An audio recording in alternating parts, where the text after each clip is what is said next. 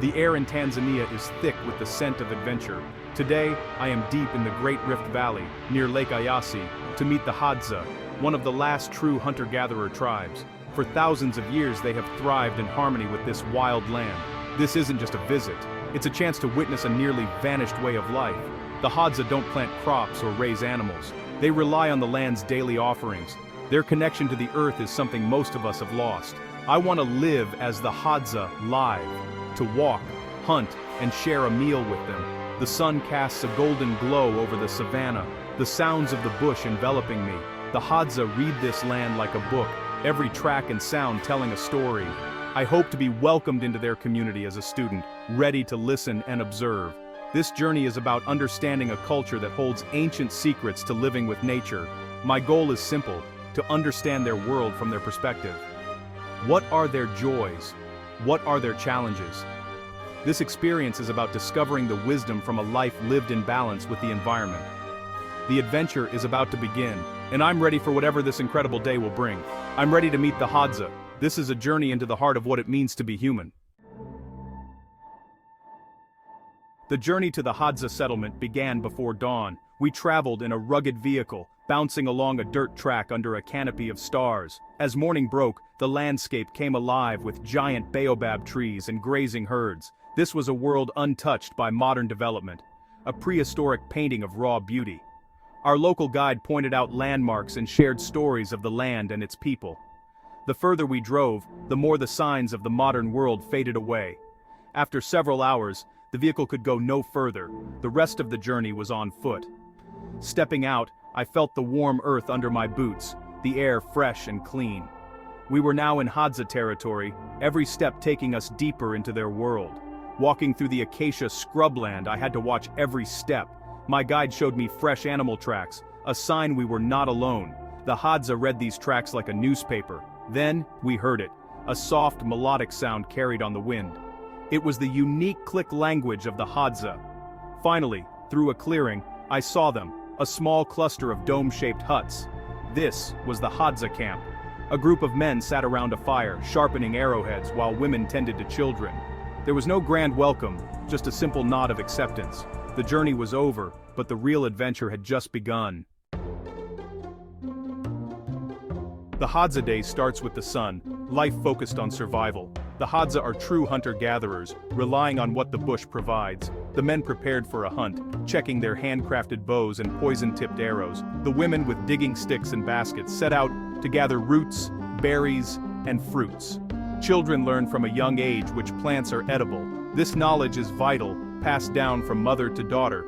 I watched a young girl expertly dig up a large tuber. Much of their food is eaten raw, right where it is found. A hunter returned with a small bird, quickly plucked and cooked over the fire. They eat raw honey, bees and all, a source of quick energy. Their strong immune systems are adapted to this diet. They waste nothing, using every part of an animal. Later, I saw men find a beehive high in a baobab tree. One climbed the trunk, using smoke to calm the bees, and pulled out honeycomb. They immediately began to eat, their faces lighting up with joy. They offered me a piece. The honey was sweet and delicious, full of bee larvae. This is a key source of protein for them. It was a powerful lesson in how they see food everywhere. Joining the men on a hunt was an incredible privilege. We moved silently through the bush, their senses unbelievably sharp. They communicate with hand signals, a silent language. Suddenly, a hunter froze, pointing towards a thicket. A small antelope, a dik-dik, was hidden in the shadows. With slow, deliberate movements, he raised his bow and released the arrow. The hunt is a game of patience and skill. This time, the arrow found its mark. There was no celebration, just gratitude for the meal. While the men hunted, I spent time with the women gathering. They walked together, chatting and laughing, eyes scanning for plants. One woman unearthed a large, starchy tuber, a reliable food source. They filled their baskets with tubers and sweet berries. Sharing the food back at the camp was a communal act. The dik-dik was prepared, the meat cooked over the fire. Everyone got a piece, from the youngest to the oldest. There is no concept of private ownership of food here. Eating with them, I felt a powerful sense of belonging. It was a simple meal, but one of the most meaningful I have ever had. As evening fell, the camp gathered around the fire. This is the time for storytelling, for sharing the day's events. An elder spoke, his voice low and rhythmic, stories full of humor and wisdom. The children listened with wide eyes, absorbing their culture. I spoke with hunters about the outside world. One had visited a town, finding it noisy and confusing. He missed the freedom of the bush, valuing a strong bow and good friends. The women shared their stories, tied to the seasons and cycles of nature.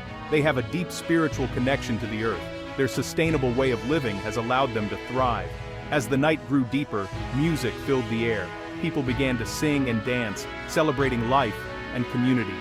Sitting there, I felt an overwhelming sense of peace. Spending a day with the Hadza changed my perspective on survival. They don't fight nature, they are a part of it. Their survival is about community cooperation. The hunter shares his kill, the gatherer shares her roots. This deep sense of community is their greatest survival tool. The Hadza concept of wealth is radically different. They own almost nothing, yet are some of the happiest people I've met. Their wealth is their freedom, health, and strong social bonds. They work only a few hours a day to get what they need. It made me realize we've traded time and freedom for possessions. The Hadza diet is diverse and nutritious, keeping them lean and healthy. They suffer from almost none of the chronic diseases that plague the Western world. Their active lifestyle and natural diet are a stark reminder of our departure from a natural way of life. The most important lesson was about our connection to the earth. The Hadza take only what they need, leaving the rest for others and the future. This sustainable mindset is an ancient way of life. In a world facing environmental crisis, the Hadza offer a powerful example of living in balance with the planet. Their ancient wisdom holds vital clues for our own survival as a species. As the sun set, the sky exploded in colors, marking the end of an unforgettable day. I said my goodbyes to the tribe, feeling a mix of emotions. This journey was more than an adventure, it was a profound human connection. It brought me back to the basics of what it means to be human. The Hadza are custodians of an ancient way of life, a living link to our ancestors. Their existence challenges us to think about where we are going. My day with the Hadza reinforced my belief in the resilience of the human spirit. Each culture holds a unique piece of the human puzzle. It is important to respect and protect these ancient communities. They have much to teach us about sustainability, community, and happiness. I encourage everyone to learn from different cultures, whether near or far.